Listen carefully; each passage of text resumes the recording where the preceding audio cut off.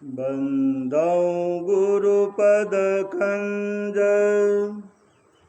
कृपा सिंधु नर रूप हरे महामोह तम पुंज जासु वचन रवि कर निकर।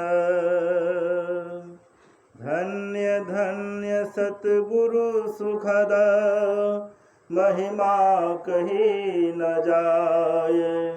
जो कछु कहूँ तुम्हारी कृपा मोते कछु न वसाय। श्री सद्गुरु महाराज की जय। पूज्य गुरुजन, उपस्थित साधक वृंद, सत्संग प्रेमियों, आदरणीय माताओं तथा भक्तिमती बहनों, आप सबों के चरणों में प्रणाम। श्री सद्गुरु महाराज की जय। दरिया साहब जी महाराज की वाणी में आया है, काया गढ़ कनक मन रावण मद है, कुंभकर्ण मदमस्त माता। मेघनाथ अहंकार गरजी के करे बाता।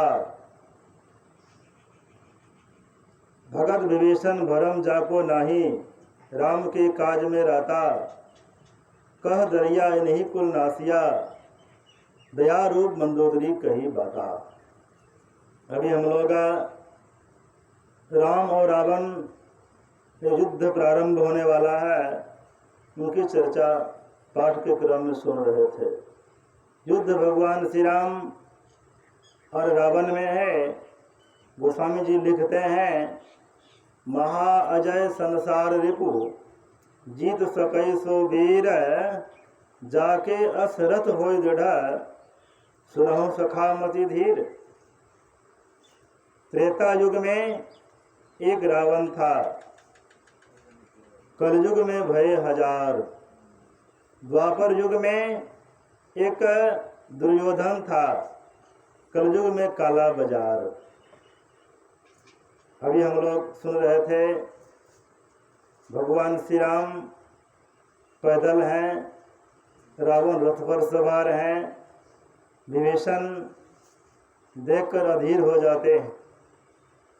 रावण रथी विरथी रघुवीरा, देख विभीषण भय अधीरा। कहते हैं, प्रभु न आप रथ पर सवार हैं, न आपके पैर में जूते हैं। इस बलवान शत्रु के ऊपर विजय कैसे प्राप्त कीजिएगा। भगवान श्री राम कहते हैं, मित्र मैं भी रथ पर बैठा हुआ हूँ। रावण का जो रथ है वह क्षणभंगुर है, नाशवान है। रावण के रथ में जो घोड़ा जुटा हुआ है वह मरण धर्मा है। मैं जिस रथ पर बैठा हुआ हूँ वह रथ शाश्वत और पुरातन है, जिसका वर्णन अभी हम लोग सुन रहे थे। सौरज धीरज तहिरथ चाका, सुरता और धैर्य उस रथ के पहिए हैं। गुरु महाराज की वाणी में आया है, आओ वीरो मर्द बनो, अब जेल तुम्हें तजना होगा। मन निग्रह के समर क्षेत्र में असम्मुख सिर डटना होगा। सुरता अर्थात जिस तरह वीर सुरता से लड़ते हैं, उसी तरह हम लोगों को भी लड़ना है। किनसे लड़ना है? हमारे अंदर में जो काम क्रोध लोभ मोह अहंकार रूपी रावण बैठा हुआ है, अहंकारी मन जो रावण है, उनसे लड़ना है। तो सुरता और धैर्य उस रथ के पहिए हैं। एक होता है विवाह रथ, दूसरा होता है अर्थी रथ, तीसरा होता है दृष्टि रथ, और अभी हम लोग धर्म रथ की चर्चा सुन रहे थे। और इस रथ में भी पहिए होते हैं, 2 पहिए, 3 पहिए, 4 पहिए, का रथ होता है, कम से कम 2 पहिए जरूर होते हैं। इस पहिया का वर्णन में भी हम लोग सुन रहे थे, सुरता और धैर्य रथ के पहिए हैं। सौरज धीरज धीरज चाका मतलब पहिया, सत्यता मजबूत ध्वजा है, शील गुण पताका है, सुरता और धैर्य। इस धैर्य के विषय में महाभारत का एक प्रसंग है। जिस समय कौरव और पांडव दोनों तरफ से योद्धा युद्ध के लिए खड़े हैं, अब युद्ध प्रारंभ होगा। प्रारंभ होने में थोड़ा विलंब है। युधिष्ठिर महाराज कहते हैं अब युद्ध प्रारंभ नहीं हुआ है, अगर भूल से मेरे पक्ष का योद्धा उस पक्ष में चले गए हैं, उस पक्ष का योद्धा इस पक्ष में आ गए हैं, इसके लिए 5 मिनट का समय दिया जा रहा है, हेरा फेरी कर सकते हैं। एक युवक सामने आता है और भगवान श्री कृष्ण की तरफ देखते हुए कहते हैं, हे भगवान, कृपा करके आप बतला दीजिए किस तरफ हार होने वाली है, क्योंकि मेरी माता जी की आज्ञा है, उनका उपदेश है, जो निर्बल है, जो कमज़ोर है, निसहाय है, उनका मदद करना। इसलिए कृपा करके आप बतला दीजिए किस तरफ हार होने वाली है। जिस तरफ हार होने वाली है उन्हीं के तरफ से मैं युद्ध करूँगा। भगवान श्री कृष्ण कहते हैं, तुम्हें ऐसी कौन सी खूबियाँ हैं और कौन सा गुण है जिस तरफ हार होने वाली है उन्हीं की तरफ से तो युद्ध करेगा। वो युवक कौन था? वो युवक था भीम का पोता, बृहस्पति का बेटा, इसका नाम था बर्बरी। बर्बरी ने कहा, मेरे में वह गुण है, मैं एक ही बाण में सारे योद्धाओं को मारकर गिरा सकता हूँ। भगवान श्री कृष्ण कहते हैं, इनका तुम कोई प्रमाण दे सकते हो? युवक ने कहा, सामने में जो विशाल पीपल का वृक्ष है, एक बाण में छोड़ता हूँ, उस वृक्ष में जितने पत्ते हैं सभी में छेद हो जाएगा, यही मेरा प्रमाण रहा। बर्बरी एक बाण छोड़ता है, वृक्ष में जितने पत्ते थे सभी को छेदता हुआ, सभी पत्ते में चूना लग गया। सभी पत्तों को छेदता हुआ वह तीर भगवान श्री कृष्ण के चरण के निकट में आकर रुक जाते हैं, क्योंकि भगवान श्री कृष्ण अपने योग बल से एक पत्ता को तोड़ करके अपने पैर के नीचे दबा दिए थे। बर्बरी का कहना हुआ, प्रभु आप अपने चरण को हटा लीजिए, नहीं तो पैर में छेद हो जाएगा। भगवान श्री कृष्ण समझ गए इसका प्रमाण पक्का है।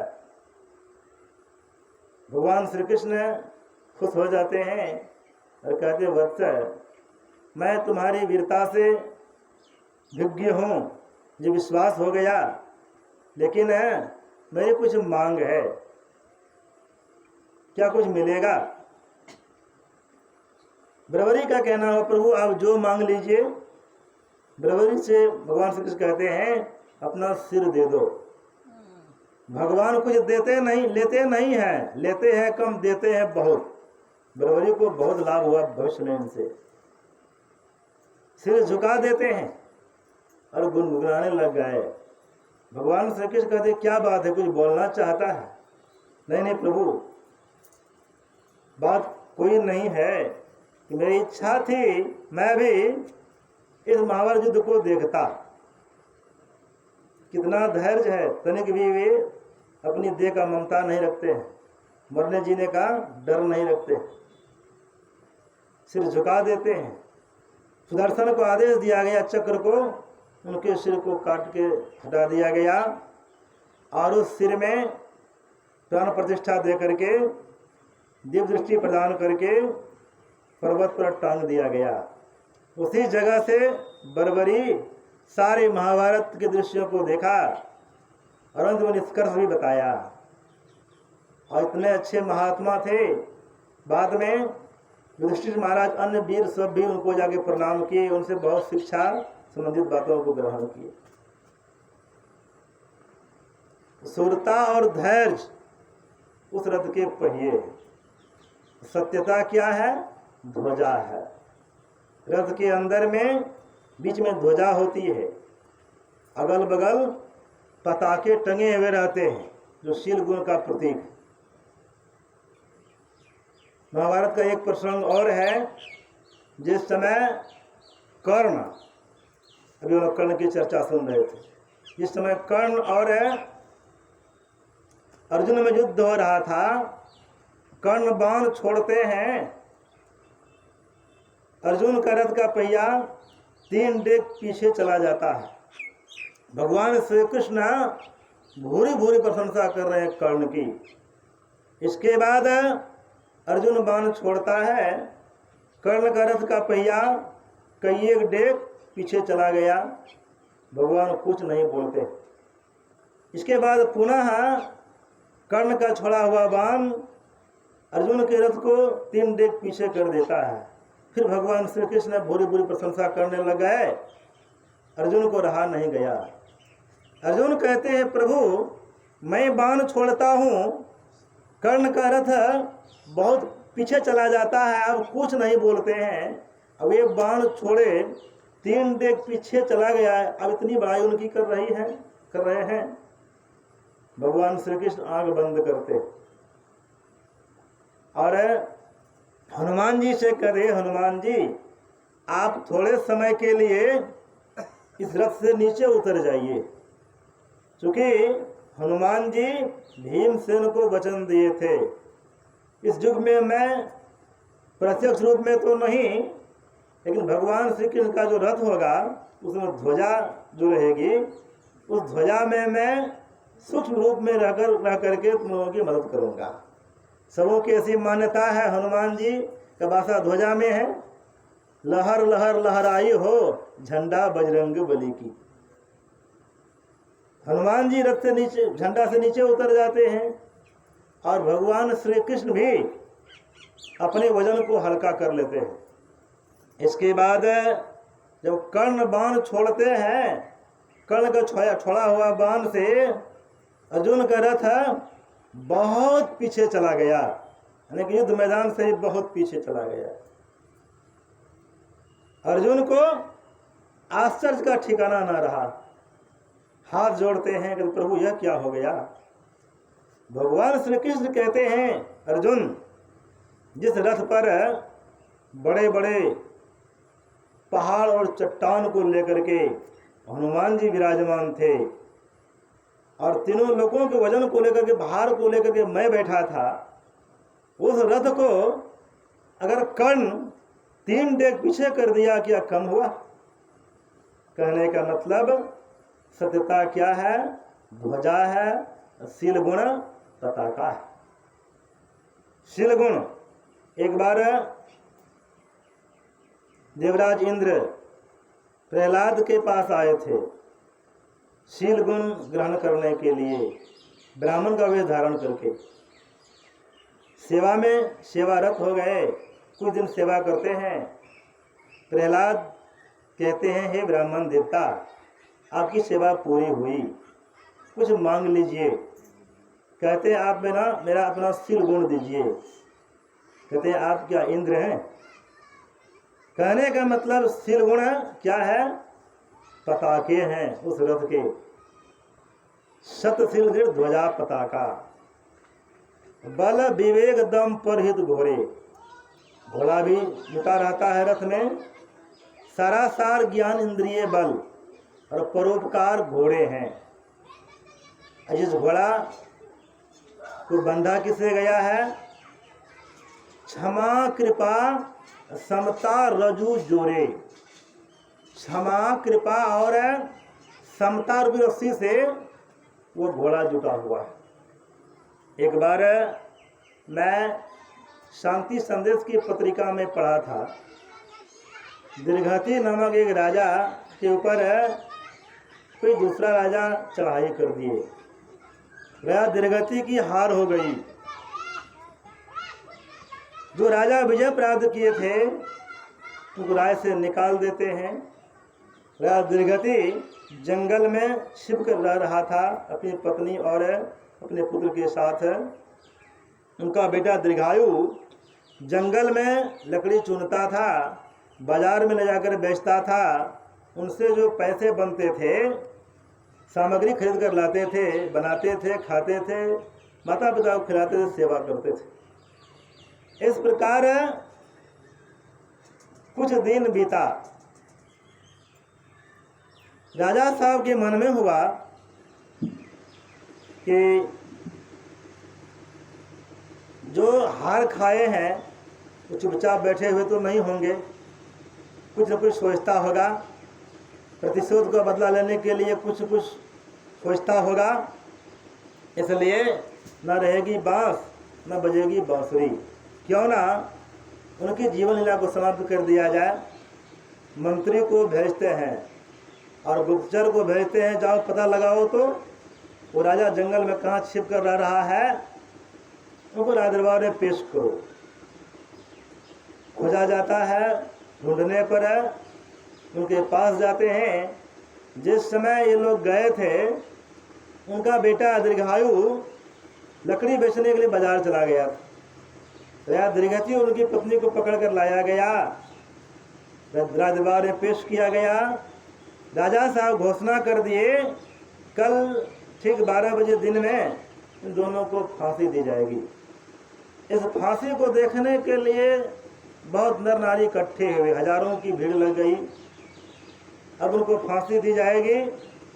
राजा साहब को ऊंचे किले पर चढ़ाया गया और उनसे कहते हैं, अब आपकी जीवन लीला समाप्ति होने वाला है, अब कुछ समय के लिए मेहमान हैं, इसलिए अगर कुछ खाने की इच्छा हो, बोलने की इच्छा हो, अपनी अंतिम इच्छा को प्रकट कीजिए।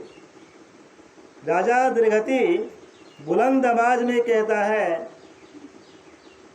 पुत्र दीर्घायु, अगर सभासद में तुम कहीं छिपे हुए हो तो सुनो, जल्दी मत करना, देर मत लगाना। हाँ, बैर को बैर से नहीं, प्रेम में बदल कर जीत सकते हो। बैर का मतलब होता है दुश्मनी, बेर मने होता है बेर फल, और बैर का अर्थ होता है दुश्मनी। दुश्मनी को दुश्मनी से नहीं, हाँ, प्रेम में बदल कर उनको जीत सकते हो। 3 बार बुलंद आवाज में यह बात कही गई, फिर उनको फांसी दे दिया गया। उनकी धर्मपत्नी को भी फांसी दे दी गई। उसका बेटा दीर्घायु उसी राज में छिपकर रहता था, सितार बजाता था, भजन गाता था, किसी तरह से उनका गुजर बसर हो जाता था। इस प्रकार 1 वर्ष बीत जाता है। राज दरबार के बगल में राजा साहब के दरबार में जो घोड़ा का दरोगा था, दरोगा का मतलब होता है सेवक, घोड़ा का सेवा करने वाला घोड़ा का दरोगा था, उसके यहाँ रात में ठहरते हैं।